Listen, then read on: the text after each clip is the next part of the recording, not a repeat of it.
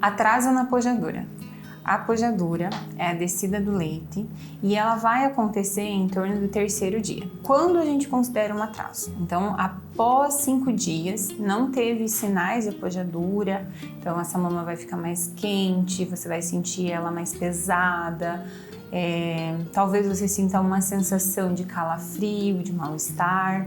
É possível que você sinta isso, está tudo bem. O que não pode se aumentar e você começar a ter uma febre, que aí pode ser um risco de mastite, mas vai ter uma aula explicando da mastite. Então, esse atraso na pojadura deve ser olhado e ficar atento, porque pode ser algumas causas. Pode ser por um parto natural, prolongado, cansativo, ou uma cesariana que sentiu muita dor, estresse, medicamento, anestesia, medicamentos mais fortes. E algo que é bem importante, que poucas mulheres sabem, é que a hemorragia, né, tem pacientes que têm um sangramento aumentado do pós-parto, isso causa sim uma baixa produção ali nos primeiros dias e um atraso nessa apojadura. E retenção placentária. Então o que é? Quando o bebê nasce o bebê e nasce a placenta, tanto em parto natural quanto na cesariana. Quando nasce essa placenta, toda ela, né, ela precisa nascer inteira. Quando fica algum pedacinho dessa placenta lá no útero, então a gente chama de retenção placentária. Muito provável que fique sangrando, cause até uma hemorragia, né? Mas tem casos que nos primeiros dias isso não é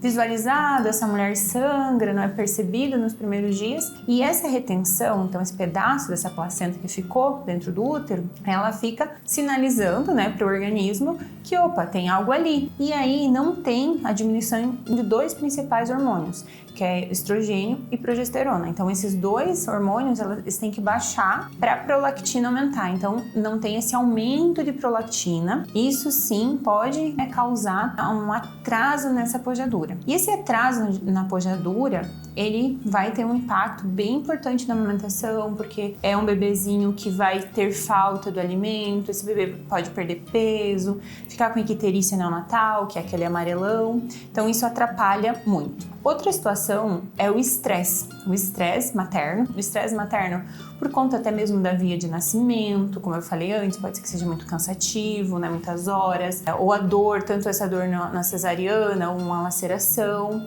Então esse estresse materno tem um impacto muito grande. Por quê? Porque essa mulher, ela começa a liberar hormônios que atrapalham nessa ejeção, nessa saída do leite. Então, tem aí um atraso também. E é importante que o bebê esteja mamando, porque outra situação é o seguinte: o bebê precisa sugar e estimular com eficiência para que venha a resposta, tem que produzir leite. Se esse bebê ele não tem uma sucção boa, não tem uma pega correta, posicionamento, isso também causa um atraso na pojadura.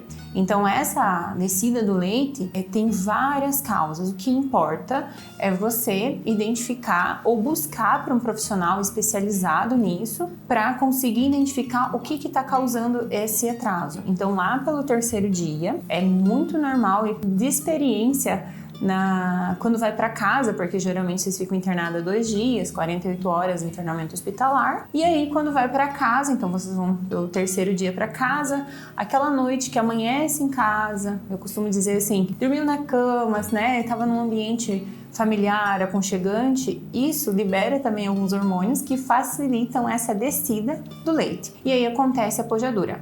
A mama fica bem endurecida, que a gente chama de túrgida. E aí tem uma orientação, tem aula só explicando isso e alguns cuidados. Por exemplo, massagem e ordenha. Precisa cuidar com a massagem, com a ordenha, com a retirada desse leite para não ficar e aí causar outras consequências. Uma situação que muitas famílias não se atentam e é algo muito sério, eu considero grave, não aconteceu a descida do leite e esse bebê, ele tá precisando de alimento. Então, ao longo da minha carreira, eu tive o desprazer de acompanhar algumas famílias que vieram até mesmo de outros profissionais que insistiram demais com o aleitamento materno. Então, o aleitamento materno tem inúmeros benefícios para a mãe, para o bebê, mas quando ele não se torna possível, ou esse atraso da pojadura, que é o tema dessa aula, é importante que não deixe de alimentar o bebê. Então, muito provavelmente, nesse momento, vai precisar do uso de um leite artificial.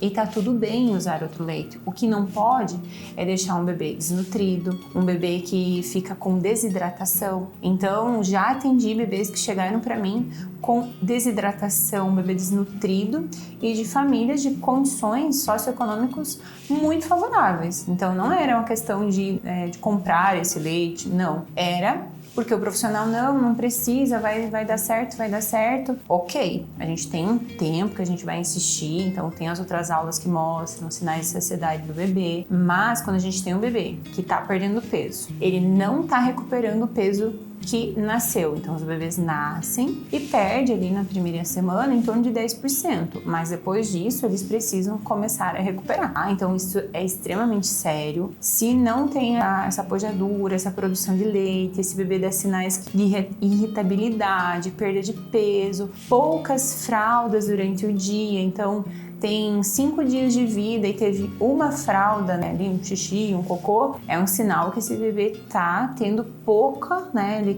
tá recebendo pouco volume e aí precisa entrar com leite artificial. Quando isso acontecer, é importante que seja oferecido no copinho ou numa sonda, então relactação, translactação, que tem aulas específicas ensinando como oferecer o copinho, como colocar e oferecer pela sonda, mas não deixar de alimentar o bebê é muito importante.